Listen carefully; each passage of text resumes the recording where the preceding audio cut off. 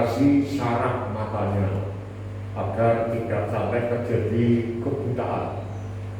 Saudara, dokter boleh berkata sesuai dengan ilmu pengetahuan, tapi saya hanya lapor kepada Tuhan. Saudara, dan puji Tuhan, hari Kamis kemarin ketika dokter ngomong gini, justru saya merasa mata kiri dan mata kanan saya itu kalau melihat tidak kena cahaya terang, hampir bersamaan, hampir sama maksudnya. Sehingga saya sempat tes beberapa kali, saudara, ketika setir hanya pakai mata kanan tok ini, berani, saudara, karena jelas. Lalu saya coba mata kiri tok, yang kanan saya tutup, berani juga. Apalagi kalau sudah mulai matahari hampir terbenam, itu makin jelas. Jadi saya yakin Tuhan menjamah saya.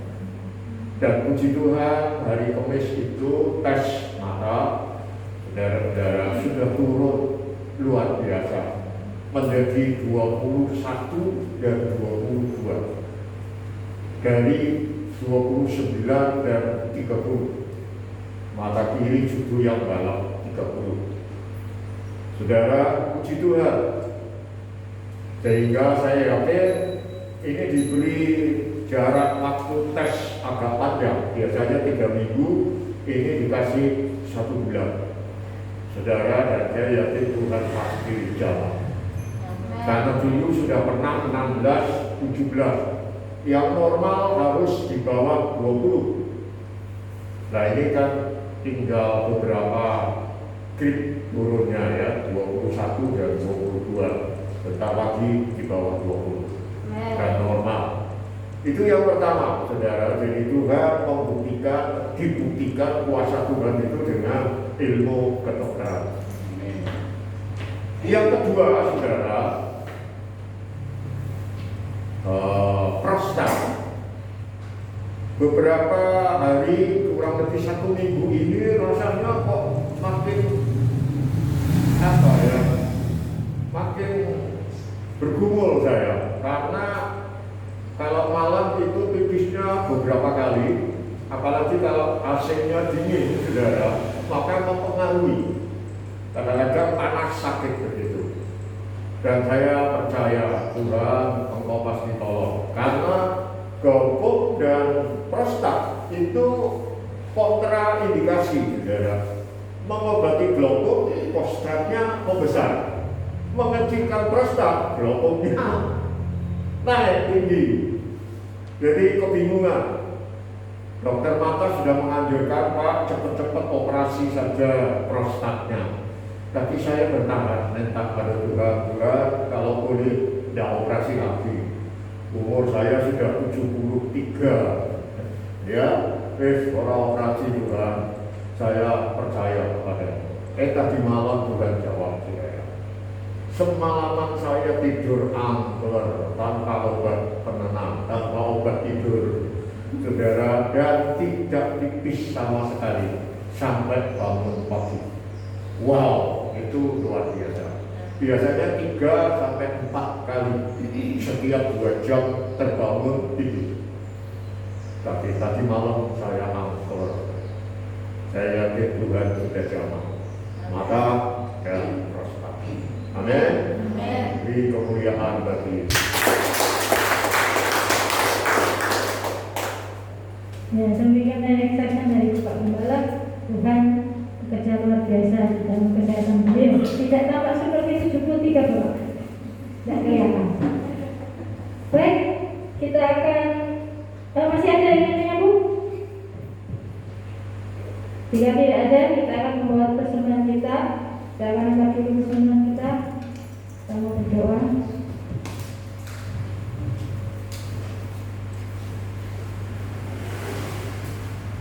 Tuhan Yesus, terima kasih Tuhan untuk setiap berkat yang kami terima dan kami nikmati sampai dengan hari ini.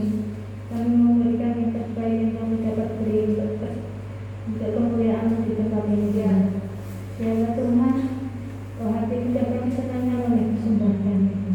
Terima kasih Tuhan Yesus, terima kasih hanya di dalam nama Tuhan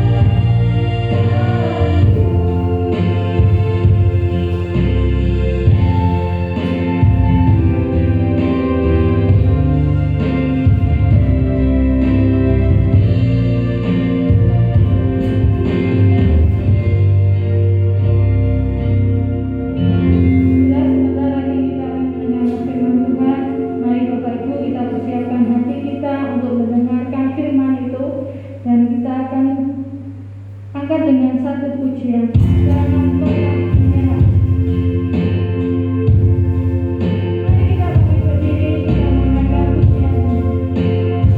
Tuhan tidak pernah janjikan tidak ada masalah, tetapi Tuhan selalu menyertai.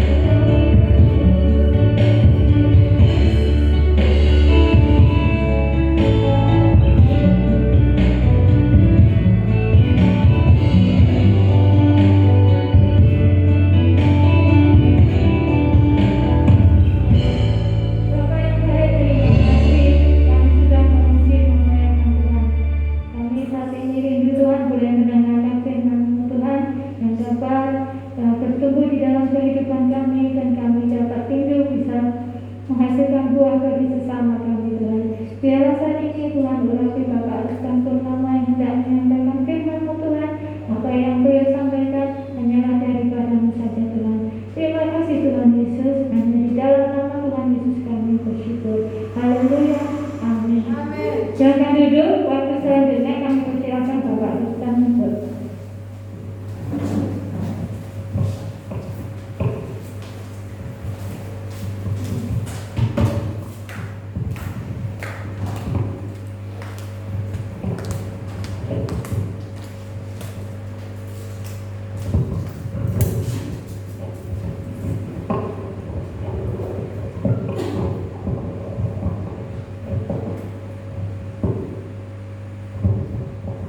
Shalom.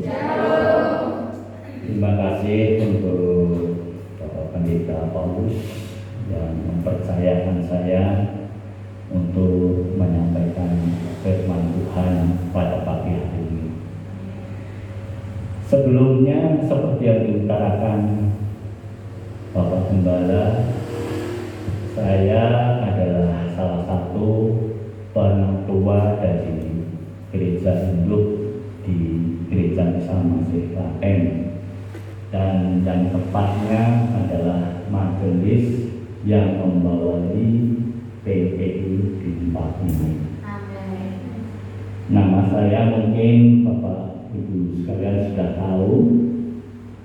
Nama saya Rustan Purnomo, berdomisili di Klaten. Kalau Bapak Ibu sekalian kalau lewat Klaten bisa mampir di tempat saya. Tapi yaitu paling jajake wong soto. Puji nama Tuhan. Dan satu hal lagi yang diceritakan oleh Bapak Paulus tadi, keluarga saya itu mempunyai anak 3, satu yang paling besar, Nana, itu sekarang diutus Tuhan sebagai utusan Gereja Indonesia di CCI. CCI itu adalah komunitas Kristen Asia. Jadi kalau di Indonesia itu kayaknya seperti PGI, jadi mengurusi gereja-gereja tapi tingkat Asia. Ya, biarlah semua ini dipermuliakan untuk nama Tuhan. Amin. Dan satu hal lagi, saya sebetulnya sudah lama pernah kesini ya berkhotbah berapa kali, dan kebetulan saja dengan Bapak Paulus baru sekali ini.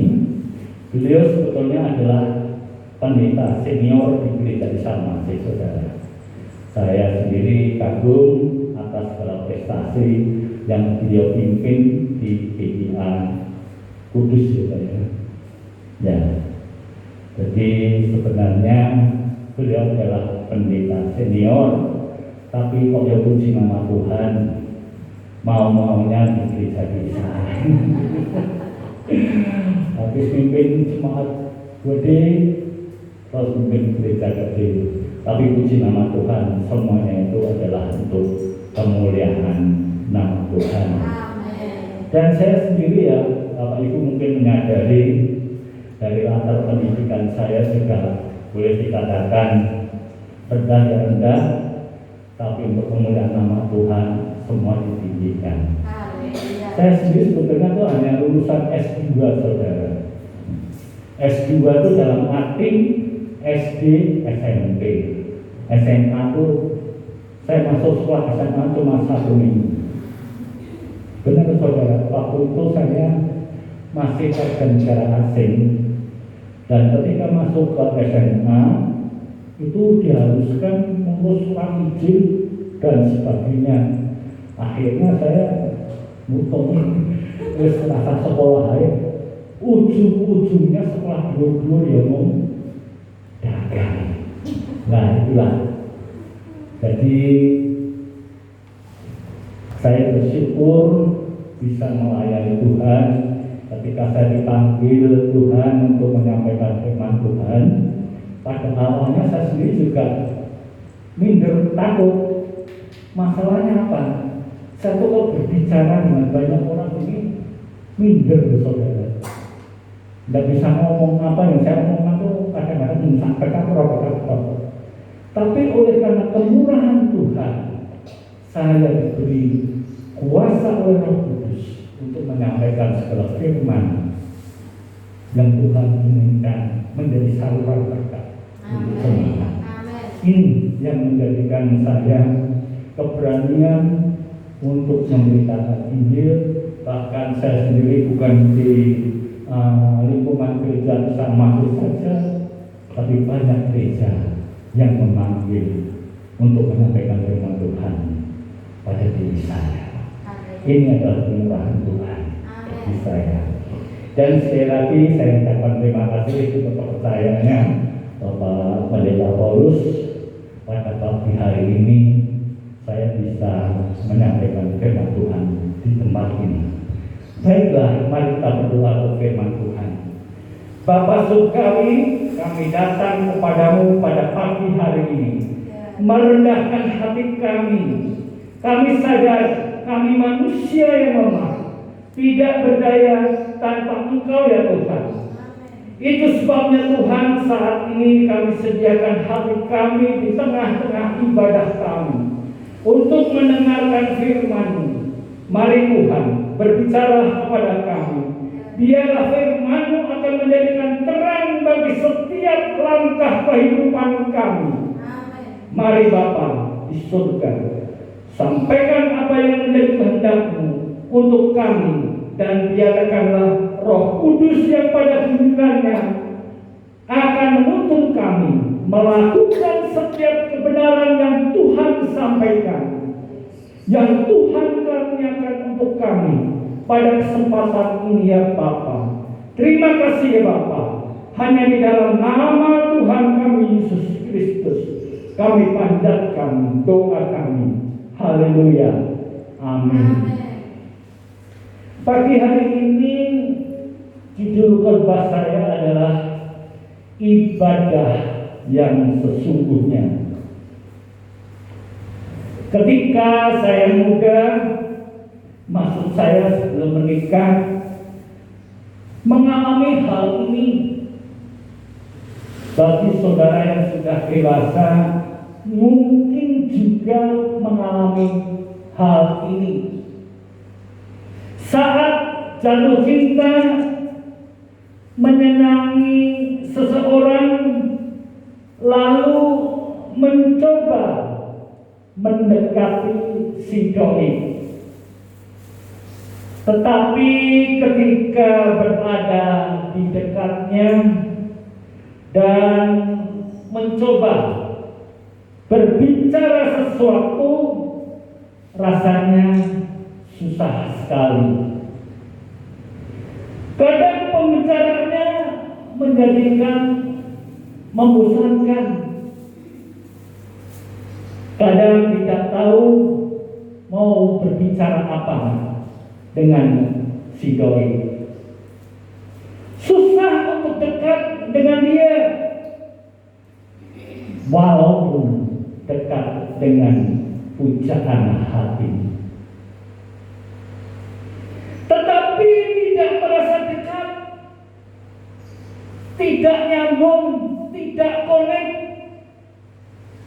Ini terjadi karena komunikasi kita tidak terjalin dengan baik.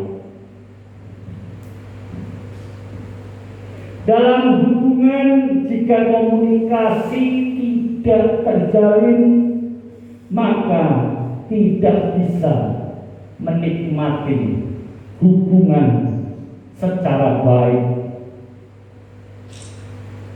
Lalu sadarkah kita, ibadah juga sebuah komunikasi antara dua orang yang saling mencintai, antara Allah dengan saudara yang mencintai dan saudara yang mencintai Allah. Pernahkah saudara mengikuti ibadah, memuji Tuhan, tetapi tidak merasakan apa-apa? melihat di sebelah kiri heran, memuji Tuhan dengan mengangkat tangan, dan di sebelah kanan memuji Tuhan dengan bertepuk tangan, di belakang memuji Tuhan dengan menangis terharu. Tetapi saudara tidak merasakan apa-apa, tidak merasakan Tuhan itu dekat di hati saudara, dan tidak merasakan Tuhan itu hadir di hatimu.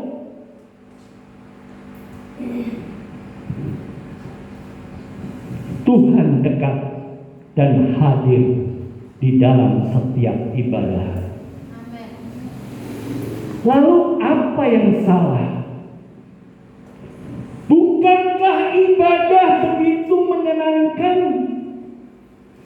jika dapat merasakan Tuhan hadir dan dekat dengan kita di dalam hati kita? Betapa indah.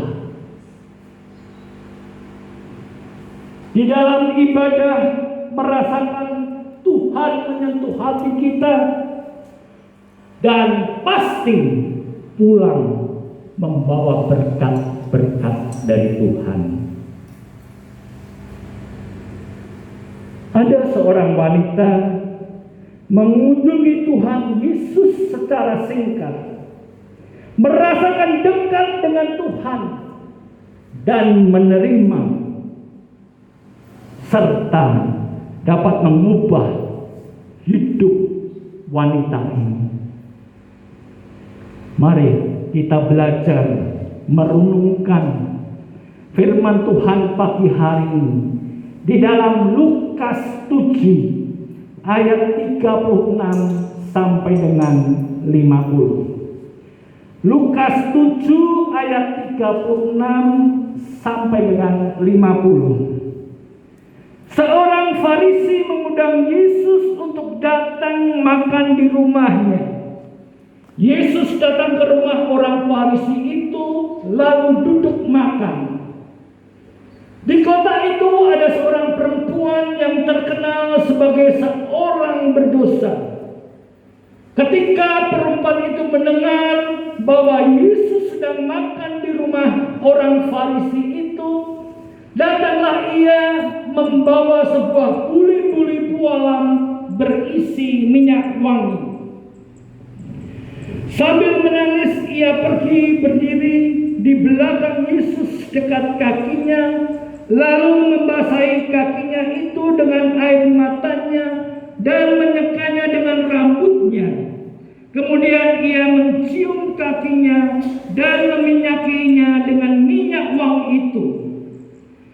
Ketika orang Farisi yang mengundang Yesus melihat hal itu, ia berkata dalam hatinya, jika ia ini nabi, tentu ia tahu siapakah dan orang apakah perempuan yang menyamahnya itu. Tentu ia tahu bahwa perempuan itu adalah seorang berdosa. Lalu Yesus berkata kepadanya, Simon, ada yang hendak kukatakan kepadamu. Saud Simon, katakanlah guru. Ada dua orang yang berhutang kepada seorang pelepas uang. Yang seorang berhutang 500 dinar, yang lain 50. Karena mereka tidak sanggup membayar, maka ia menghapuskan hutang kedua orang itu. Siapakah di antara mereka yang terlebih mengasihi dia? Jawab Simon, aku kira dia yang paling banyak dihapuskan hutangnya. Kata Yesus kepadanya, betul pendapatmu itu. Dan sambil berpaling kepada perempuan itu, ia berkata kepada Simon, engkau lihat perempuan ini. Aku masuk ke rumahmu, namun engkau tidak memberikan aku air untuk membasuh kakiku. Tetapi dia membasahi kakiku dengan air mata dan menyekanya dengan rambutnya. Engkau tidak mencium aku, tetapi sejak aku masuk, ia tiada henti henti-hentinya mencium kakiku. Engkau tidak meminyaki kepalaku dengan minyak, tetapi Dia meminyaki kakiku dengan minyak wangi. Sebab itu aku berkata kepadamu, dosanya yang banyak itu telah diampuni, sebab ia telah banyak berbuat kasih. Tetapi orang yang sedikit diampuni, sedikit juga ia berbuat kasih. Lalu ia berkata kepada perempuan itu, dosamu sudah diampuni. Dan mereka yang duduk makan bersama dia berpikir dalam hati mereka, siapakah ia ini sehingga ia dapat mengampuni dosa? Tetapi Yesus berkata kepada perempuan itu, imanmu telah menyelamatkan engkau. Pergilah dengan selamat. Saudara, perhatikan di ayat 37 sampai dengan 39. Sebab yang dilakukan wanita ini perlu kita teladani untuk dapat merasakan yang sesungguhnya kedekatan Tuhan di dalam setiap kita beribadah. Yang pertama, saudara,